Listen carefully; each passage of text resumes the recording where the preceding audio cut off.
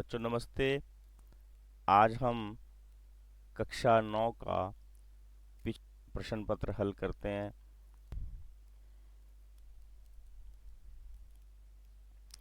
देखिए, सबसे पहले मल्टीपल चॉइस क्वेश्चन दिए हैं यहाँ पे।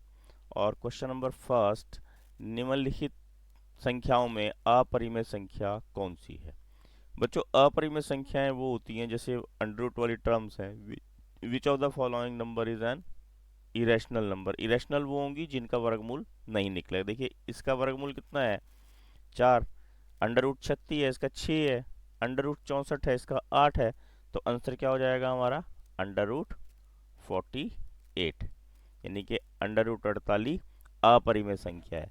अपरिमेय संख्याएं कौन सी होती हैं बच्चों, जिनके दशमलव प्रसार नॉन टर्मिनेटिंग और नॉन रिपीटिंग होते हैं। ठीक है ना, जो चलते रहते हैं उनको हम क्या बोलते हैं, अपरिमेय संख्याएं। ये पहला क्वेश्चन है बच्चों। दूसरा देखिए,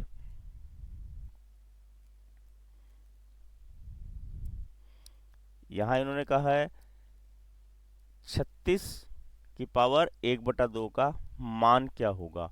the value of 36 power half will be, यानी कि 36 की पावर 1/2। तो हम इसके 36 के फैक्टर बना लेंगे। ठीक है, और 36 के फैक्टर देखिए आप कैसे बना सकते हो, 9 और ये 3 से डिवाइड करेंगे, फिर 3। तो आपके पास कितना आ गया, 2 रेज़ टू पावर 2 और 3 रेज़ टू पावर 2, सारे की पावर हाफ। और आप दूसरे शब्दों में क्या कह सकते हैं इनको, 6 रेज़ टू पावर 2 सारे की पावर हाफ। और हाफ से ये 2 कट गया तो आंसर क्या आ गया आपके पास, 6। क्या आ गया, 6। आपने ये ध्यान रखना है। नेक्स्ट देखिए, क्वेश्चन नंबर थर्ड, निम्नलिखित बीजीय व्यंजनों में कौन सा एक बहुपद है।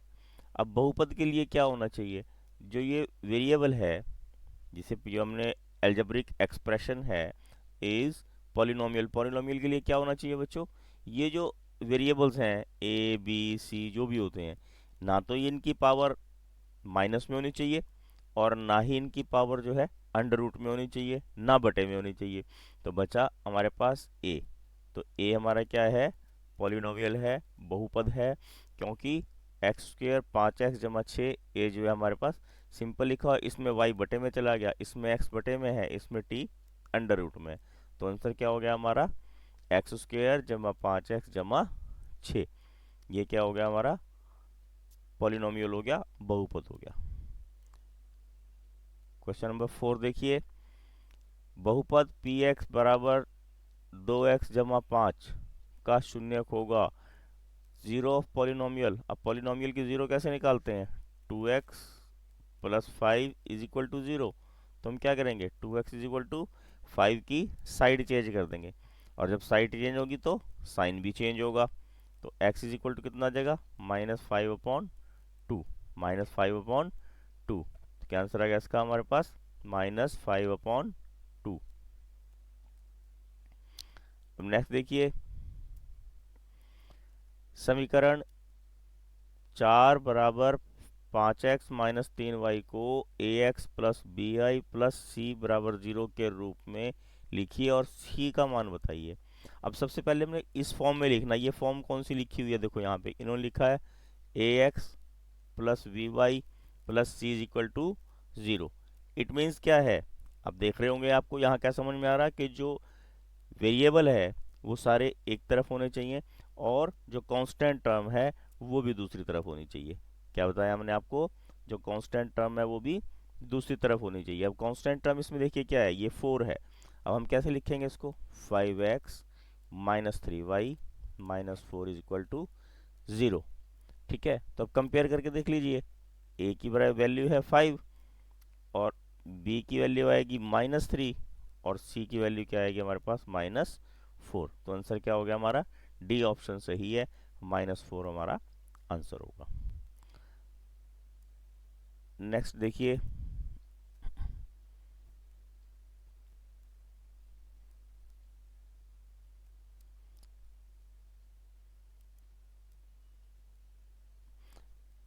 कार्तीय तल में क्षैतिज और ऊर्ध्वाधर रेखाओं से बने तल के प्रत्येक का नाम लिखिए। What is the name of each part of the plane found by horizontal and vertical lines in the Cartesian plane? अब उनको क्या बोलते हैं? अब आपको हर एक का उनका नाम लिखने को कहा है इन्होंने, ठीक है। वैसे उनको क्या बोलते हैं हम? प्रत्येक का नाम लिखना, चतुर्थांश बोलते हैं हम उनको।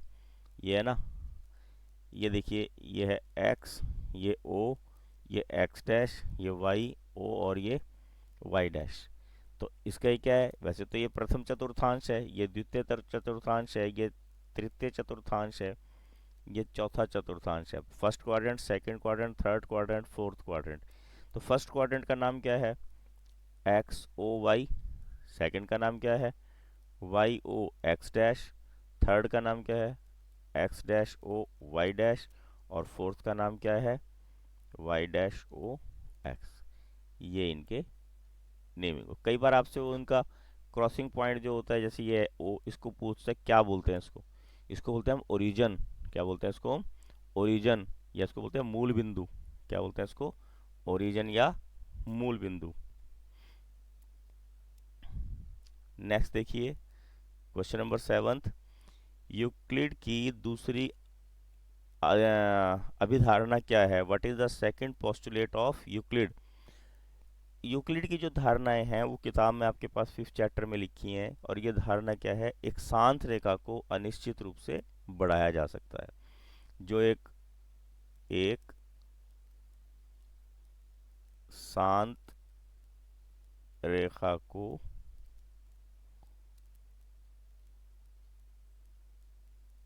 अनिश्चित रूप से बढ़ाया जा सकता है। मतलब इसका मतलब क्या है? जो शांत रेखा होती है उसको हम दोनों तरफ बढ़ा सकते हैं, ठीक है ना। दोनों तरफ अनिश्चित रूप से, अनिश्चित मतलब मैक्सिमम जितना मर्जी हम बढ़ाना चाहें, ठीक है ना, उस तरफ दोनों तरफ हम इसको बढ़ा सकते हैं। अब देखिए इंग्लिश वाले क्या लिखेंगे। अब क्या लिखेंगे यहाँ इंग्लिश देखिए, a terminated line, a terminated line can be produced indefinitely। ठीक है, a terminated line can be produced indefinitely. ये हमारे पास 7th क्वेश्चन हो गया बच्चों। 8th में देखिए क्या कहा है इन्होंने। दिए हुए दो भिन्न बिंदुओं से होकर कितनी रेखाएं खींची जा सकती हैं? अब जो दो बिंदु दे रखे, अब यहाँ से कितनी रेखाएं खींच सकते हैं? केवल एक, केवल एक। तो एक अद्वितीय यूनिक लाइन यहाँ खींची जा सकती है। How many lines can pass through the two distinct given point? दो पॉइंटों के बीच में से कितनी लाइनें निकल सकती हैं? केवल एक। तो ए ऑप्शन इसका सही उत्तर है। Question number 9। दो कोणों का योग अगर 180 हो, the sum of two angles is 180, then these angle are called. क्या बोलते हैं इनको? न्यून कोण तो वो होते हैं जिनका 90 से छोटी वैल्यू हो, ठीक है। और पूरक किसे बोलते हैं? जिनका जोड़ 90 हो। संपूरक बोलते हैं जिनका जोड़ 180 हो, ठीक है। तो ऐसे एंगल्स को क्या बोलते हैं हम? Complementary angle. एक्यूट एंगल 90 से छोटे, और कॉम्प्लीमेंट्री एंगल जिनका एंगल का सम 90 हो, ठीक है। और प्रतिवर्ती होते हैं, रिफ्लेक्स कोण किन्हें बोलते हैं? जिनका 180 टू 270 वैल्यू हो। 180 से लेके से बड़ी होनी चाहिए, 270 से छोटी, ये सब रिफ्लेक्स एंगल्स में आते हैं, ठीक है। तो हमारे पास इसका आंसर क्या हो गया? Option C.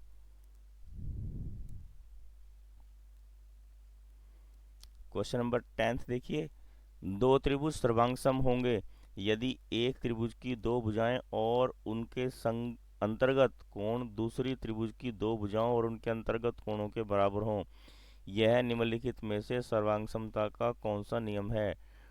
To triangles are congruent if two sides are equal and inclined angle of the one triangle are equal to the two sides and included angle of the other angle triangle which rule of the congruency is 8।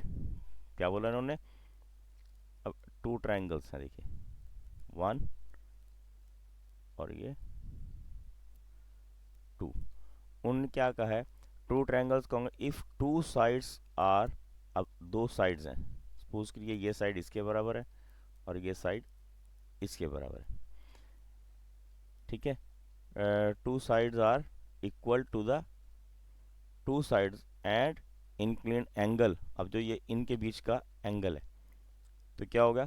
Side angle side, क्या हो जाएगा? Side angle side. ये क्या है? Angle side angle, ये angle side angle, ये क्या? Side side side, ये क्या? Side angle side. तो हमारा ऑप्शन सही, इसका सी जो है इसका सही आंसर होगा। नेक्स्ट देखिए, किसी त्रिभुज की ऊंचाई और आधार क्रमशः 8 और 3 सेंटीमीटर हैं, उसका क्षेत्रफल क्या होगा? तो इसका फार्मूला क्या होता है? 1/2 गुणा आधार गुणा लंब, ठीक है ना। तो क्या बोला? Altitude and base of the triangle are 8 and 3, तो क्या हो जाएगा? 1/2 इंटू 3 इंटू 8, इसको कट कर दिया तो 4 3 ज़ा 12, तो क्या आ जाएगा? 12 सेंटीमीटर स्क्वायर। तो ऑप्शन सी हमारा सही आंसर है। ऑप्शन सी क्या हो गया? हमारा सही आंसर है। नेक्स्ट क्वेश्चन देखिए, आकृति में वृत्त के छायांकित भाग को क्या कहते हैं? दीर्घ त्रिज्याखंड, दीर्घ वृत्तखंड, लघु त्रिज्याखंड, लघु वृत्तखंड। In the figure the shaded part of circle is known as, जो ये शेडेड पार्ट है इसे क्या बोलते हैं? ठीक है, ये पूछा है इन्होंने, इसे बोलते हैं लघु वृत्तखंड। क्या बोलते हैं इसे? लघु वृत्तखंड, यानी कि माइनर सिगमेंट। और ये मेजर सिगमेंट है ऊपर वाला, देखिए ये वाला सारा जो है इसमें रेड कर ये लाइन लगाई मैंने, ये क्या है? Major segment. ये क्या है? Minor segment. और अगर सेक्टर की बात करते तो ये ऐसे होता, देखिए ये है सेक्टर, ठीक है ना। तो इसका आंसर क्या है? डी ऑप्शन इसका सही आंसर है। अगला देखिए, एक घन का किनारा 12 सेंटीमीटर है तो इसका आयतन कितना होगा? अब घन क्या होता है? The edge of cube is 12 centimetre, edge of cube is 12 centimetre. हमने उसका क्या निकालना है? वॉल्यूम निकालना है, आयतन निकालना है। तो क्या फार्मूला होता है हमारे पास क्यूब के वॉल्यूम का? वॉल्यूम ऑफ क्यूब साइड की पावर 3, ठीक है ना। साइड की पावर 3 आपको याद रखना है। ये फार्मूले भूलने नहीं है, ठीक है। जैसे सपोज कि ये ए है, ये ए है, ये है, तो इन तीनों को मल्टीप्लाई करते हैं। तो हमारे पास यहाँ दिया क्या है? 12, 12 की पावर 2, सॉरी 3। तो 12 इंटू 12 इंटू 12, इन सबको मल्टीप्लाई करेंगे, हमारे पास आएगा 1728। अब यहाँ देखिए, आपको एग्जामिनर ने परेशान करने का प्रयास किया है। 1728 यहाँ भी है और यहाँ भी है, तो जो भी वॉल्यूम्स होती हैं वो क्यूब में आती हैं, तो इसलिए आंसर ए इसका सही ऑप्शन है। क्वेश्चन नेक्स्ट देखिए बेटे, 14th क्वेश्चन, 14 सेंटीमीटर व्यास वाले गोले का पृष्ठीय क्षेत्रफल ज्ञात करो। पहले क्या दिया हुआ है? यहाँ पे डी दिया हुआ है, 14 सेंटीमीटर। हमें क्या निकालना है? आर, यानी कि डायमीटर दिया हुआ है, हमने रेडियस निकाल लिया, 7 आ गया। The surface area of sphere, अब स्फीयर का सरफेस एरिया क्या होता है? सरफेस एरिया ऑफ स्फीयर, यानी कि गोले का पृष्ठीय क्षेत्रफल कितना होता है? 4 पाई आर स्क्वेयर। तो 4 इंटू 22/7, आर स्क्वेयर है तो दो बार लिख देता हूँ इसकी वैल्यू, 7 इंटू 7, 7 से 7 कट गया। अब इसको मल्टीप्लाई करिए, 7 4 जा 28। अब देखिए मल्टीप्लाई करना सिखाते हैं आपको, 7 4 जा 28 हुआ ना। अब आपने क्या करना है? 28 को 2 से मल्टीप्लाई करके 56 आ गया, ठीक। अब 56 को मल्टीप्लाई 11 से करना है हमने, 11 से मल्टीप्लाई करने की ज़रूरत नहीं, लास्ट अक्षर ऐसे लिख लो, बीच में इन दोनों का जोड़, 5 और 6 11 का, एक हंसी लगा 1, और 5 और 1 6, तो आंसर क्या आ गया? 616, ठीक है। अब यहाँ यही ध्यान रखना, यूनिट्स सेंटीमीटर स्क्वेयर है, ठीक है ना। तो इसको आंसर करना, अगर कहीं क्यूब दियो उसको नहीं टिक करना आपने, ये आपको पजल करने के लिए करते हैं। तो ये हमारा 14th क्वेश्चन हो गया बच्चों। 15th में देखिए, एक सिक्के को एक बार उछालने पर पट आने की प्रायिकता क्या होगी? When a coin tossed once, then the probability of getting a tail, that is 1/2, क्योंकि सिक्के की दो ही होते हैं ऐसे, या टेल और एक दूसरा हेड, तो ठीक है ना। तो दो में क्या करना हमने, तो 1/2 इसकी प्रोबेबिलिटी होगी। नेक्स्ट देखिए, a cricket match In a cricket match, a batsman hits a boundary 6 times out of the 30 balls she plays. The boundary probability that she hit a boundary will be. Cricket match में एक महिला बल्लेबाज खेली गई 30 गेंदों में से 6 बार चौका मारती है, उसके चौका मारने की प्रायिकता ज्ञात कीजिए। सिंपल सा है, 6/30। 6/30 को काट दीजिए, 6 1 जा 6 एंड 6 5 जा 30, तो 1/5 हमारे पास यहाँ इसका आंसर आ जाएगा। क्या आंसर आ गया हमारे पास? 1/5। ये बच्चों हमारा ए पोर्शन जो है, सेक्शन ए जो है, ये यहाँ पे कंप्लीट हो जाता है। और उसके बाद है सेक्शन बी, और ये सेक्शन बी हमारा सारा 2 मार्क्स का होता है। अभी तक 1 मार्क्स वाले क्वेश्चन थे। देखिए यहाँ पे मेंशन किया है, ये 2 मार्क्स का है। यहाँ पे क्यूब निकालना, और हमारे पास क्यूब का फार्मूला क्या हो, ए माइनस बी का क्यूब। क्या फार्मूला है? A cube minus B cube minus 3ab into A minus B. और वैल्यू क्या है हमारे पास? यहाँ आपको बदल के भी कोई रकम दी जा सकती है, ठीक है, फार्मूला ही तो आपको चेक करना है ना। तो एक्स क्यूब माइनस बी क्या है, 2/3 वाई क्यूब माइनस 3, ए की जगह एक्स और बी की जगह 2/3 वाई और ए माइनस बी। ये भूल जाते हैं बच्चे लिखना, ये भूल जाते हैं। तो क्या आ जाएगा हमारे पास? X cube. अब इसका क्यूब कैसे करेंगे? माइनस तो ऐसे रहेगा, 2 को अगर 3 बार मल्टीप्लाई करेंगे क्या आ जाएगा? 8, और 3 को 3 बार मल्टीप्लाई करेंगे क्या आ जाएगा? 27 वाई क्यूब। अब वाई का क्यूब भी लिखना है, इनके क्यूब नहीं लिखते बच्चे, इनका क्यूब लिख देते हैं गलती से।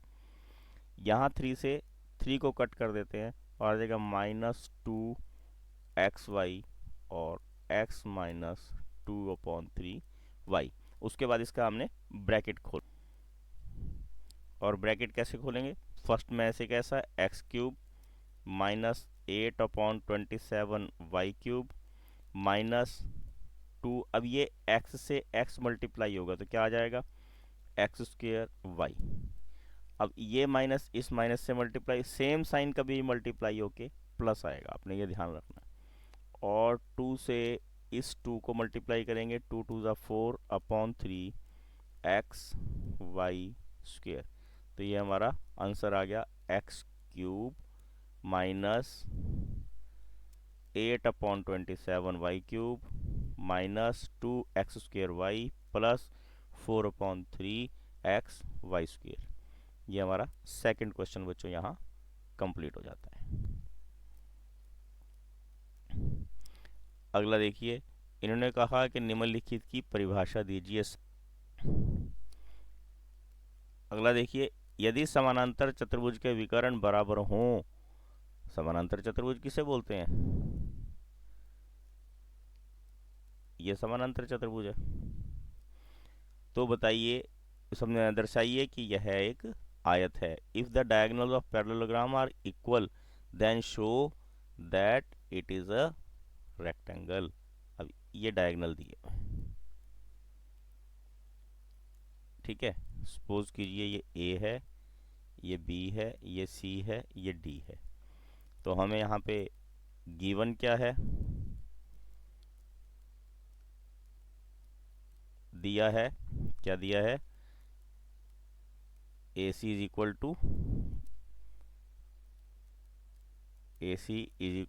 टू बी डी, ठीक है, ये गिवन है।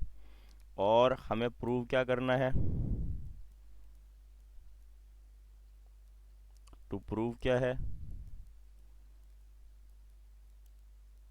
सिद्ध करना है कि ABCD is a rectangle, कि ABCD एक चतुर्भुज है, ये हमें प्रूव करना है। तो हम क्या करते हैं, देखिए ऐसे सब में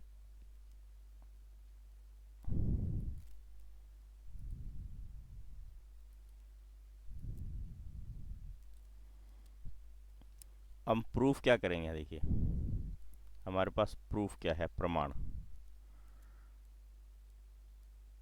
हम यहाँ पे ट्रायंगल ABD, ठीक है ना, और ट्रायंगल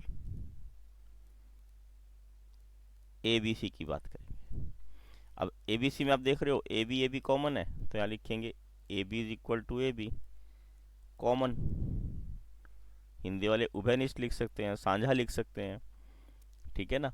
और उन्होंने क्या बताया हमें, जो सॉरी जब पहले देखिए चतुर्भुज की जो आमने सामने की भुजाएं होती हैं समानांतर चतुर्भुज की, वो बराबर होती हैं, तो AD बराबर क्या आ जाएगा,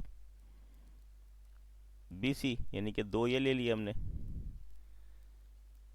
ये AD और ये BC, ये बराबर होगी पैरेललोग्राम की आमने सामने की भुजाएं। और दूसरा हमें दिया हुआ क्या है, यहाँ पे दिया हुआ है हमें BD is equal to AC, ये BD लास्ट वाला और ये AC के बराबर दिया हुआ है, ठीक है, ये गिवन है।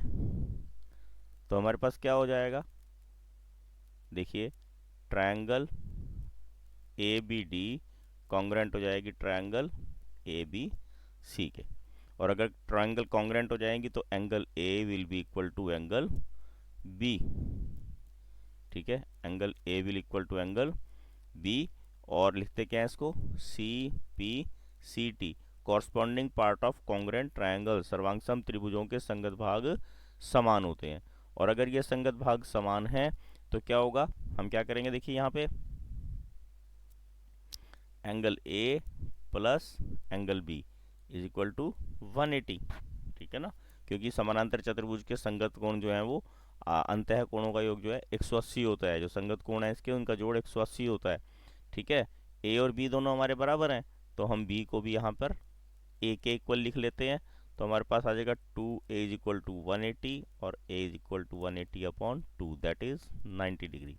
और अगर किसी समानांतर चतुर्भुज का एक कोण 90 डिग्री का हो तो वो एक आयत होती है। If the one angle of parallelogram is 90 degree then it is a rectangle.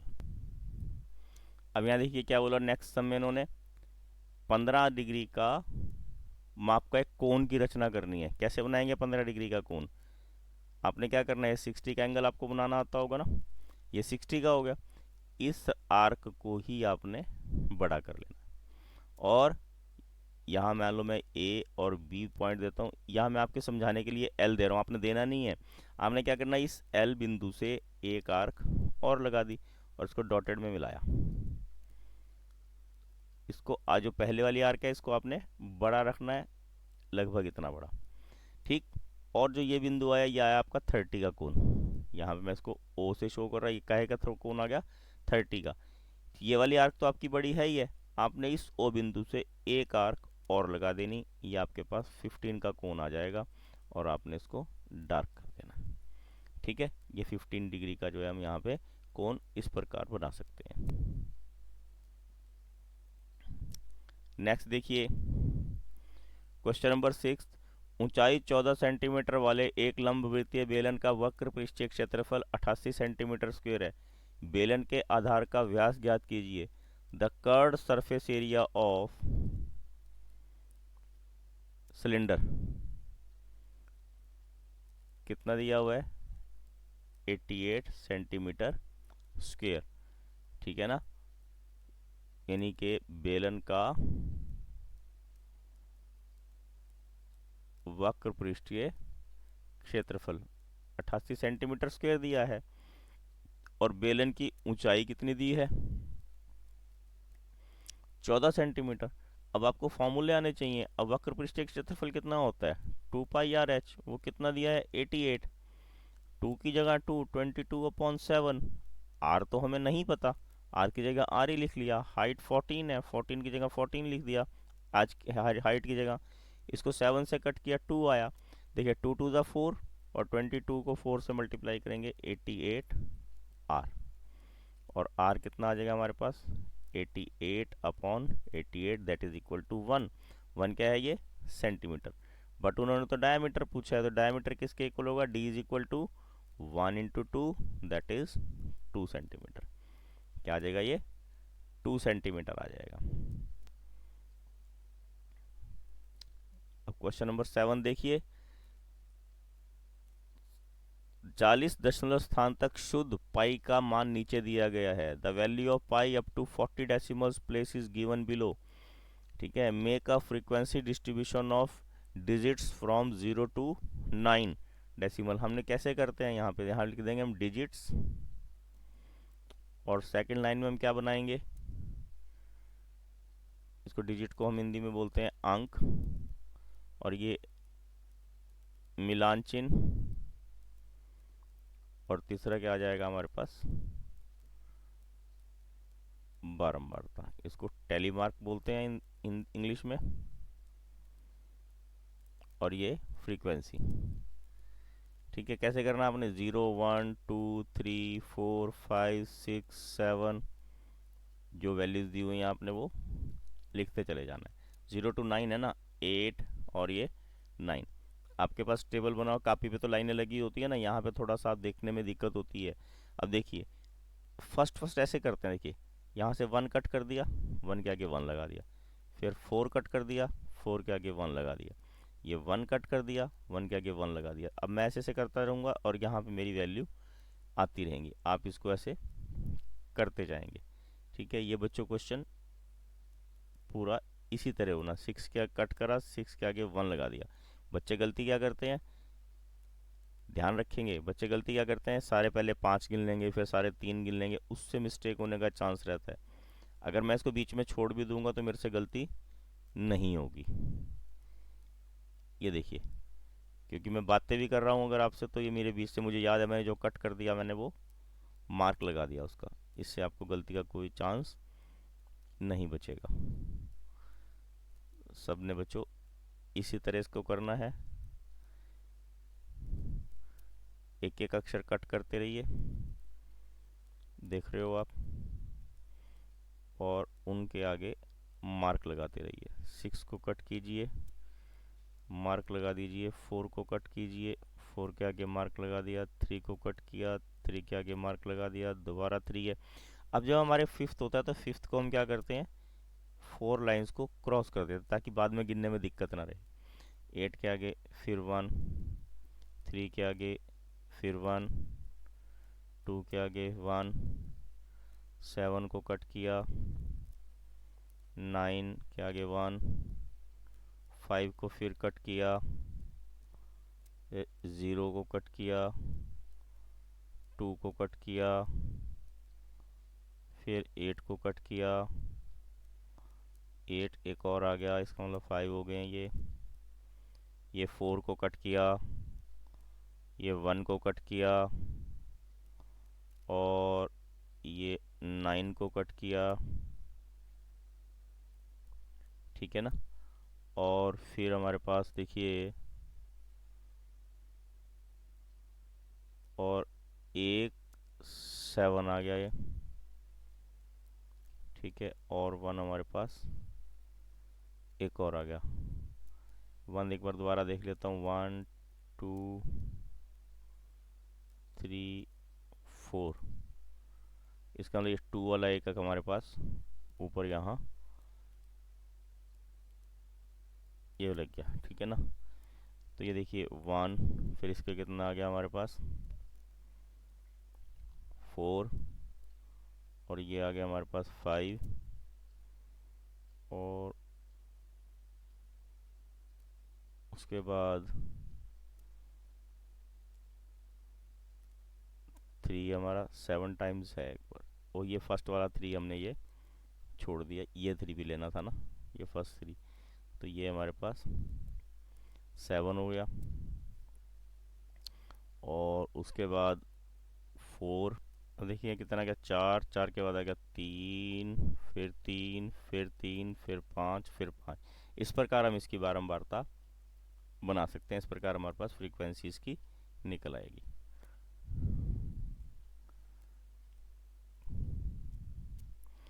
अभी देखिए सेक्शन सी, ये सारा 4 मार्क्स का होगा बच्चों। इसमें हमने रैशनलाइजेशन करनी है, हर का परिमेयकरण। तो हमारे पास इसका तरीका क्या होता है, जो टर्म हमें यहाँ दी हो हमने उसी से इसको मल्टीप्लाई करना होता है। और क्या ध्यान करना कि आपने जो दूसरी टर्म ली है, जो अबव और डाउन में दोनों इनके मल्टीप्लाई और डिवाइड जिससे करा है, दोनों सेम टर्म्स होनी चाहिए। क्या बताया हमने आपको, जिससे आपने मल्टीप्लाई किया है और डिवाइड किया, दोनों सेम होनी चाहिए और साइन डिफरेंट होनी चाहिए। जहाँ प्लस है तो यहाँ पे माइनस ले लिया, तो यह आ गया 7 - 3 √2। और अपॉन में क्या आएगा, फर्स्ट का स्क्वायर माइनस सेकंड का स्क्वायर। फर्स्ट टर्म ऊपर वाली ऐसी कैसे रहेगी, अब 7 का स्क्वायर कितना हो गया 49। अब इसका स्क्वायर करना, 3 का स्क्वायर 9 और इसका स्क्वायर √4। अब इसको सॉल्व करेंगे, क्या आता है 9 2 ज़ा 18। ठीक है, ये आपने ध्यान रखना है, ये 9 2 ज़ा 18 आ जाएगा। अब हम इसको आंसर क्या आ गया हमारे पास, 7 - 3 √2 अपॉन, इसको लेस कर लेते हैं 31। ठीक है ना, ये हमारे पास इसका आंसर आ जाएगा। ये क्वेश्चन नंबर 8 था बच्चों, ये कंप्लीट हो गया हमारा। 4 नंबर का क्वेश्चन है, बहुत आसान क्वेश्चन है। अगला देखिए, इन्होंने 4 हल निकालने को कहे हैं। इसके क्या कहे हैं, 4 हल निकालने को कहे हैं 9th क्वेश्चन में। Find the different solution of equation, 4 different solution. इसका तरीका क्या होता है, देखिए हम आपको एक टेबल के थ्रू सिखा देते हैं। ये इसको x, इसको y। अपनी मर्जी से x की वैल्यू 0 1 2 3 पुट कर दीजिए। ठीक है, अब देखिए जब हम x को 0 पुट करेंगे तो क्या आएगा, 0 + 2y = 6 और 2y = 6 और y = 6/2 दैट इज़ 3। ये 3 आ जाएगा।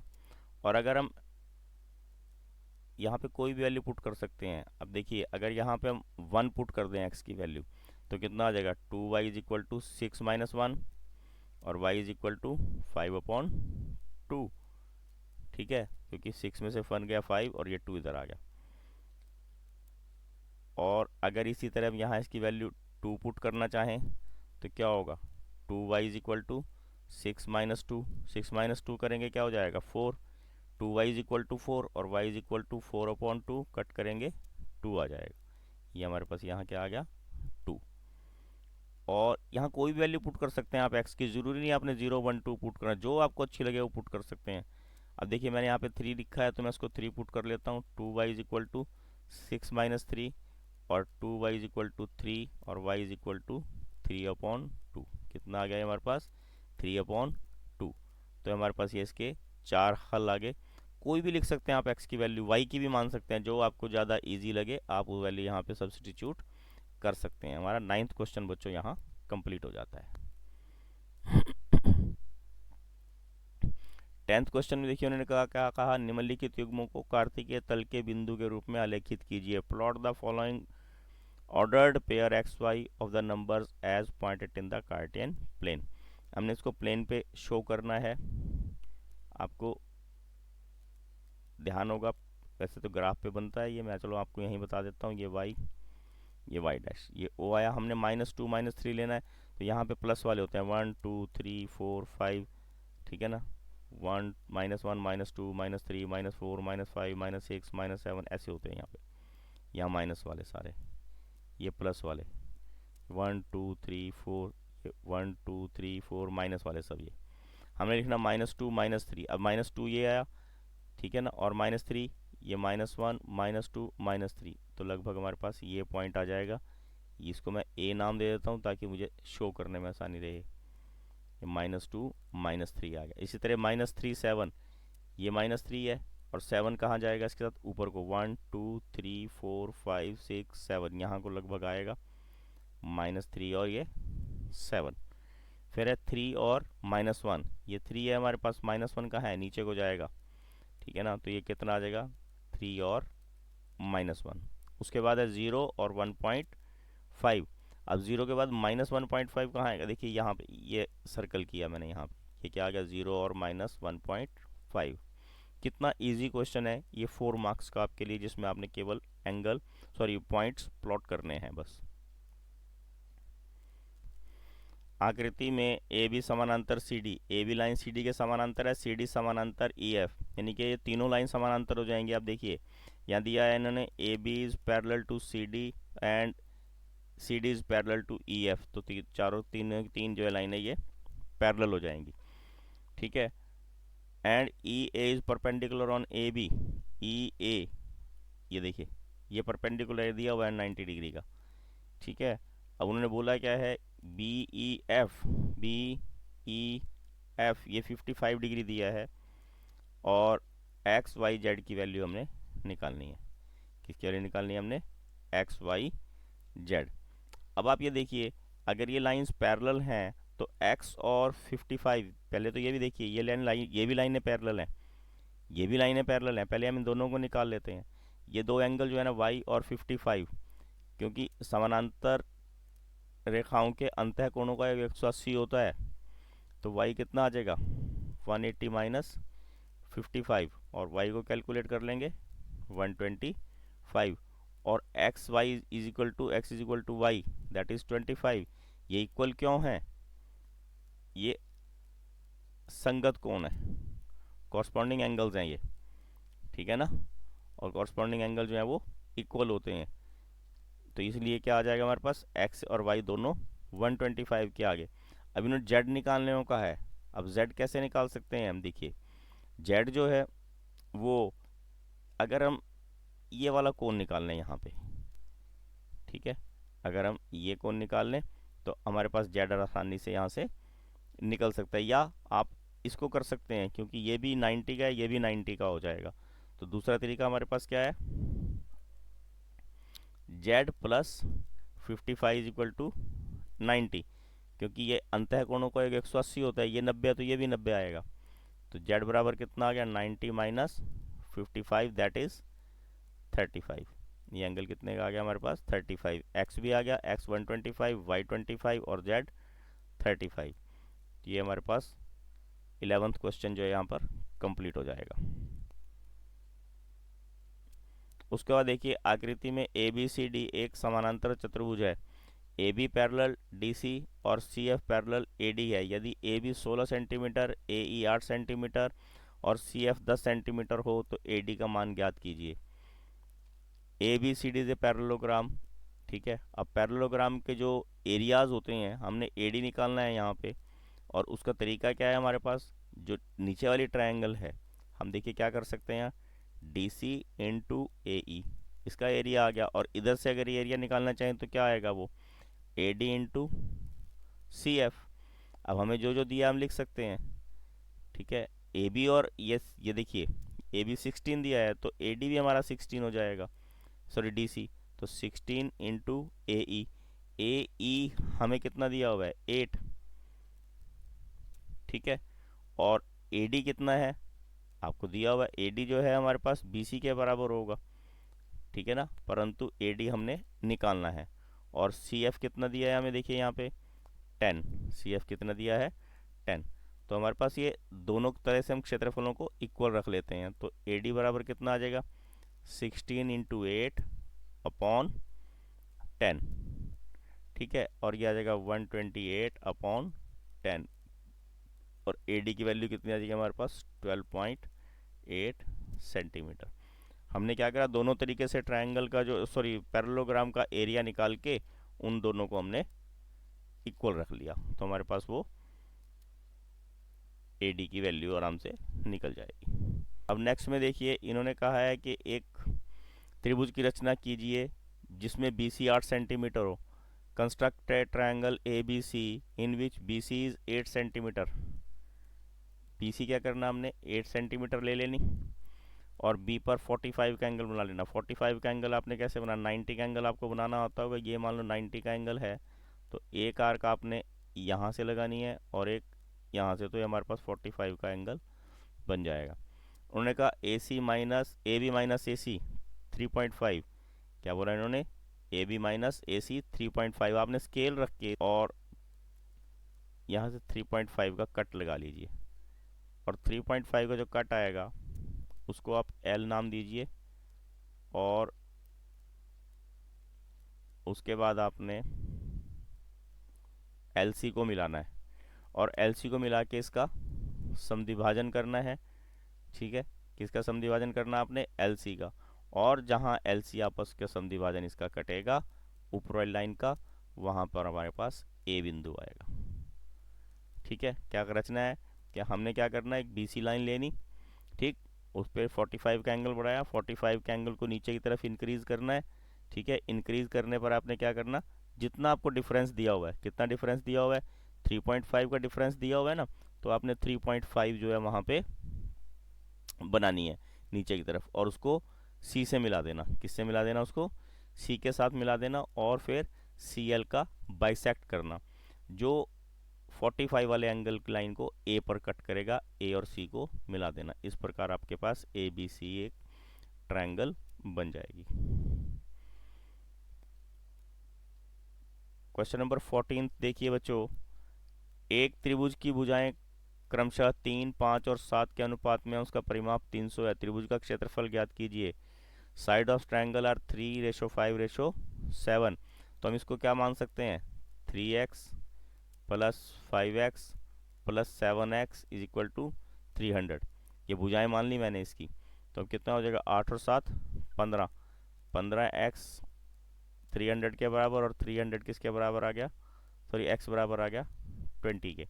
यानी कि जो फर्स्ट लाइन है हमारी ट्रायंगल की, जो फर्स्ट साइड है वो 60 आ गई, एक आ गई हमारे पास 100, और दूसरी आ गई 140। हमने s निकालना है, s कितना है? 300/2 दैट इज 150। और हीरोन का सूत्र हम यहाँ पे इजीली लगा सकते हैं। ठीक है, एरिया ऑफ ट्रायंगल क्या होगा? ध्यान होगा आपको, s into S minus A into S minus B into S minus C. s की वैल्यू कितनी है मेरे पास? 150, तो 150 माइनस 60, 150 माइनस 100, और 150 माइनस 140। तो 150 ऐसे कैसा लिख लेना, इन दोनों को हम लेस करेंगे, कितना आएगा? देखिए 90, और इन दोनों को लेस किया कितना आया? 50, और इन दोनों को लेस किया कितना आया? 10। अब जीरो देखो, 1 2 3 4, 4 जीरोज हैं। सबसे पहले मैंने इनको अलग कर लिया। ठीक है, मेरे पास रह गया आगे 15 इंटू 9 इंटू 5। इनके दो पेयर बने, और दो पेयर बन के 100 मेरे पास बाहर आ गया। हमारे पास रहा 3 इंटू 5, मैंने 15 के पेयर बनाए, फैक्टर बनाए सॉरी, और एक पेयर ये बन गया, और एक 5 का पेयर बन गया। 5 3 जा 15, और 15 बाहर गया, 1500 √3 सेंटीमीटर स्क्वेयर। ये मेरे पास एरिया ऑफ ट्रायंगल आ जाएगा। ये हमारा बेटो 14th क्वेश्चन यहाँ पर कंप्लीट हो जाता है। 15th क्वेश्चन में देखिए, हॉकी की एक टीम द्वारा अनेक मैचों में प्राप्त किए गए अंक ये दिए हुए हैं। ठीक है, points scored by hockey team in a series of matches are given below. ठीक है, फाइंड द मीन, मॉड और मीडियन, तीनों चीज़ें निकालनी है। इसका सबसे बेस्ट प्रोसेस क्या होता है कि हम इसको पहले असेंडिंग या डिसेंडिंग ऑर्डर में लिख लेते हैं। ठीक, और फिर उनको पहले तो इसका मीन निकालने के लिए हम क्या करेंगे?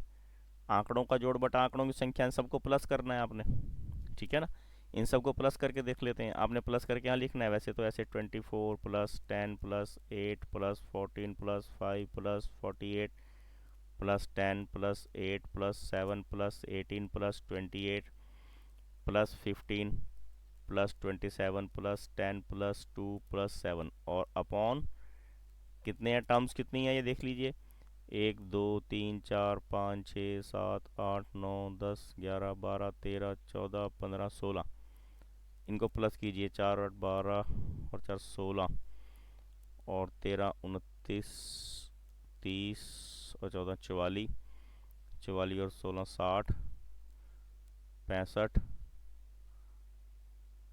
और 9 74 और 7 81 का एक का 8 9 10 11 12 13 14 15 16 4 20 21 22 23 24, ये आ गया हमारे पास 241/16। इसको डिवाइड कर लीजिए, 16 एकम 16 बच गए 8 81 और 16 पंजे 80, बच गया एक ना जाने की ज़ीरो, बन गया 100, 16 छिक्के 96, बच गए 4 40, 16 दूनी 32, बच गए 8 80 और 16 पंजे 80, ये इसका मेन स्कोर आ जाएगा। उसके बाद हम इसको असेंडिंग या डिसेंडिंग ऑर्डर में लिख लेते हैं। देखिए सबसे पहले 2 देख रहे हो आप, उसके बाद 5, फिर 7, ये आता जा रहा है, इसको कट करते जाएंगे, ठीक है, और उसके बाद फिर एक 7 है, ठीक है जी, और उसके बाद है हमारे पास 8, एक 2 बार 8 है, ठीक है, और उसके बाद 1 2 3, 3 बार 10 है, ठीक है, उसके बाद है हमारे पास 14 और उसके बाद है 15 और उसके बाद है जी हमारे पास 18, उसके बाद है हमारे पास 24 और उसके बाद है 27, उसके बाद है हमारे पास 28 और फिर है 48। अब देखिए मैं 16 टर्म्स थी ना, तो 16 में देखिए वैसे तो तरीका क्या होता है, एक मीडियन निकालने का। देखो मैं आपको आसान तरीका बताता हूँ, कोई काउंटिंग करने की ज़रूरत नहीं पड़ेगी, कुछ नहीं पड़ेगी आपको। एक इधर कट किया, एक इधर कट किया, एक इधर कट किया, ऐसे कट करते चले जाओ, पर करने बराबर बराबर हैं, ये नहीं कि दो एक तरफ कर दिए। इजी मेथड है ये। अब क्या बच गया आपके पास, 2 10 बच के, अगर हम दोनों का मीन भी निकालना चाहें 10/10 दैट इज 20/2, 10 आ जाएगा। और नहीं तो हम क्या कर सकते हैं, 16 है तो 16 और 1 कितना होता है 17, 17 का हाफ कितना होगा 8.5। अब देखिए 1 2 3 4 5 6 7 8, 8वीं और 9वीं टर्म्स का मीन, वो हमारे पास मीडियन आ जाएगा। और मॉड में क्या करते हैं, जो जब से सबसे ज़्यादा बार हो, अब 10 ही मॉड आएगा क्योंकि 3 टाइम्स है मॉड, 10 10 जो है वो 3 टाइम्स है, और बहुलक जो है हमारे पास वो 10 आएगा। माध्यक हमारे पास वो भी 10 आया, माध्य 15.0625 आया, और तीनों हमारे पास यहाँ पे आंसर आ गई।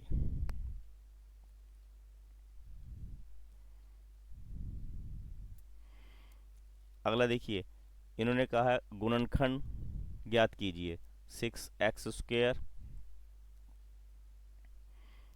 प्लस 5x माइनस 6, इनके हमने गुणनखंड निकालने हैं। और गुणनखंड का हमारे पास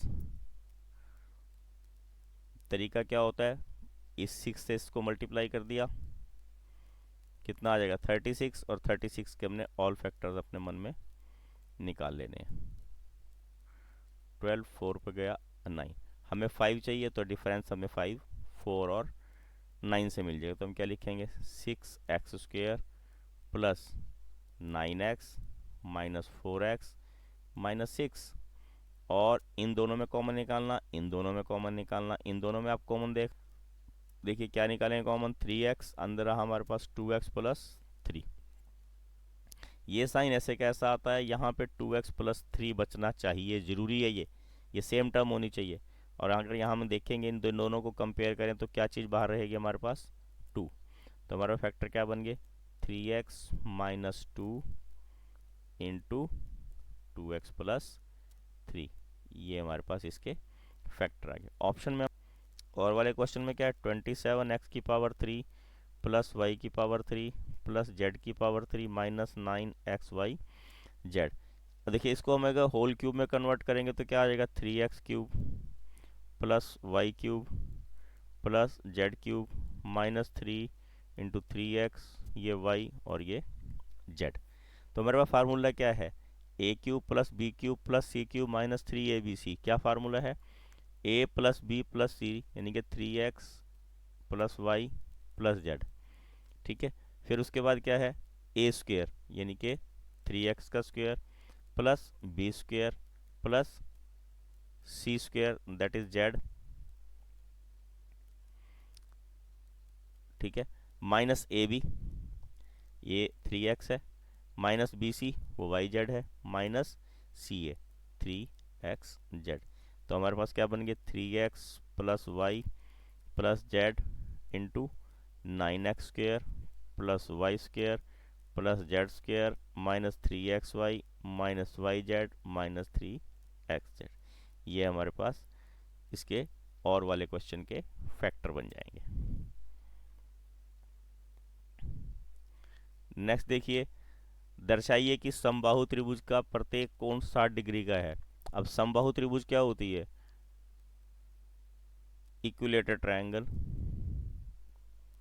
जिसकी सभी भुजाएं बराबर हों, जिसकी सभी भुजाएं बराबर हों, हमने ये प्रूव करना है।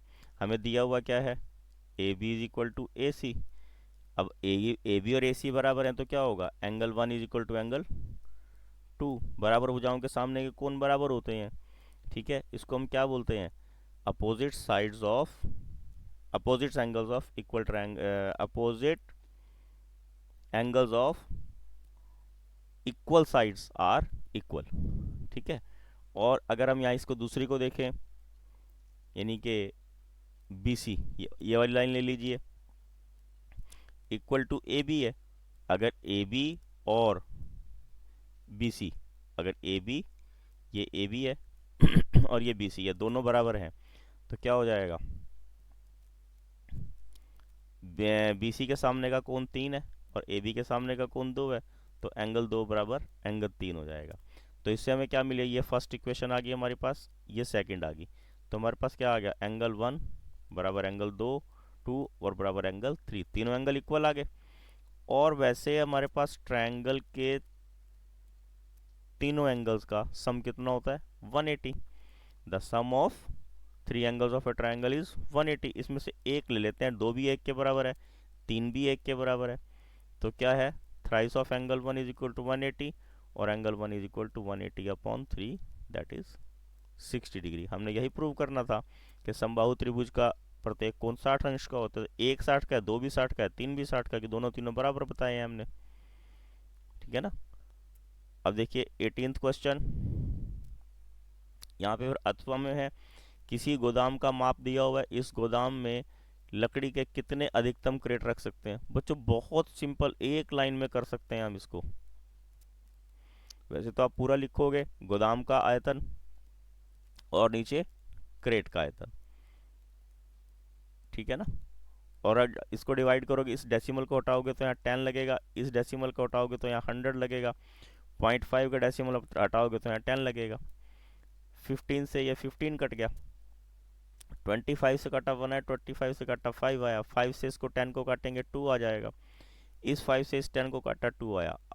अभी देखिए इन 2 को मल्टीप्लाई कर दीजिए और 4 4 जा 16, 4 4 जा 16, और उसके बाद आपके पास जीरो में कितनी आ गई, 3 जीरोज आ गई। इतने हमारे पास क्रेट के यहाँ पे आंसर आ जाएंगे। नेक्स्ट देखिए, उन्होंने कहा शंकु का आयतन, ठीक है, volume of cone, volume of cone कितनी दे रखी, 9856। ठीक है, और डायमीटर कितना दे रखा, यहाँ रेडियस निकाल लेते हैं हम पहले इसका। रेडियस ऑफ कोन डायमीटर का आधा होगा, दैट इज 14।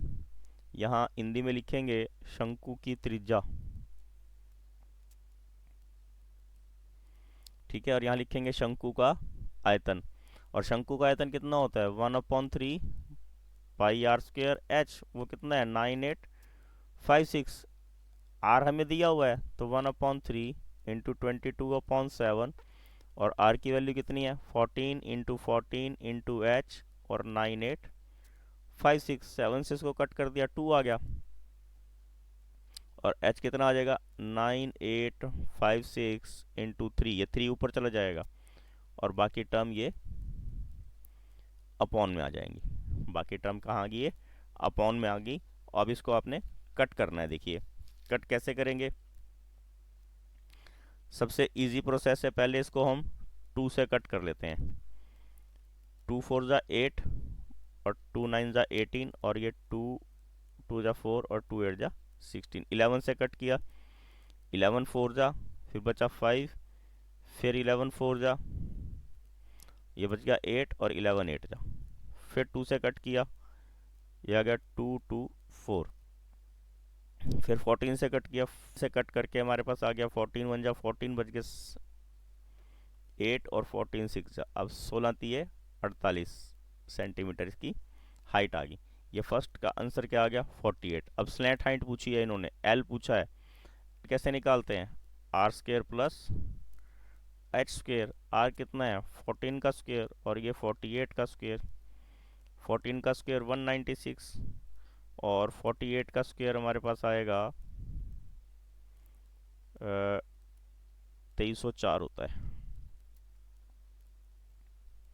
दोनों को जोड़ेंगे 2500 और 2500 का स्क्वायर रूट 50 सेंटीमीटर आ गया। और तीसरा क्या कहा इन्होंने, कर्व सरफेस एरिया यानी कि वक्र पृष्ठीय क्षेत्रफल। फार्मूला है पाई आर एल, पाई 22/7, आर कितना है 14 और एल कितना है 50। इसको कट किया 2 तो ये कितना आ गया 2200 सेंटीमीटर स्क्वायर। तो ये क्वेश्चन बड़े इंपॉर्टेंट क्वेश्चन है बच्चों, पेपर में अक्सर ये आते हैं। और दो सिक्कों को एक साथ 500 बार उछालने पर प्रायिकता दी हुई है। ठीक है, प्रोबेबिलिटी ऑफ क्या दी हुई है, क्या निकालना है हमें, occurring of each the event. 2 heads कितनी बार आए, 1 हेड कितनी बार आए, 9 हेड कितनी बार आए, ये इन्होंने प्रोबेबिलिटी दी हुई है। हमने हर एक की जो है वो प्रोबेबिलिटी निकालनी है, इनमें से प्रत्येक घटना की प्रोबेबिलिटी। तो कुछ भी नहीं करना आपने, जैसे आपने मान लो ये फर्स्ट इवेंट है, इसको P E1 लिख सकते हैं हम। पहली घटना की प्रायिकता 105/50, काट दीजिए आंसर आ जाएगा। सेकेंड इवेंट की प्रोबेबिलिटी कितनी है 50 नहीं 500 है। और प्रोबेबिलिटी ऑफ थर्ड इवेंट, अब ये देखिए 5 मार्क्स का क्वेश्चन है, आपने इसको डिवाइड करना और आंसर निकालना। ये मैंने आपको पूरा क्वेश्चन पेपर बच्चों करके दिखाया है, आपने इसको ध्यानपूर्वक करना है।